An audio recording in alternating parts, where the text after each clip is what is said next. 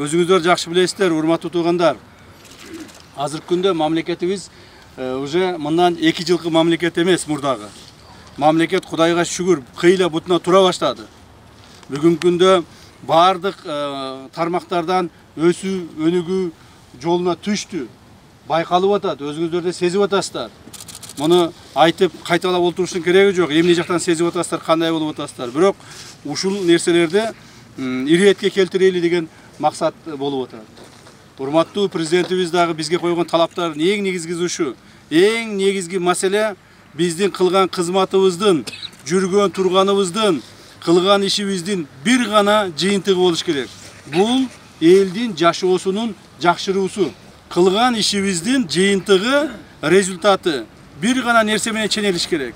Ошол биз башкарып аткан ушул мамлекетибизде элдин жашоосу оң болуш керек. Элдин жашоосуна мамлекет оң көз карашы менен караш керек. Өзүн өзү эптеп багып, өзүн өзү эптеп төрөп, өзүн өзү эптеп чоңойот эмес, мамлекет өз милдеттерин аткарат деген маселени биз коюп атабыз. Буйруса ушул маселени биз сиздер менен кошуп аткартабыз.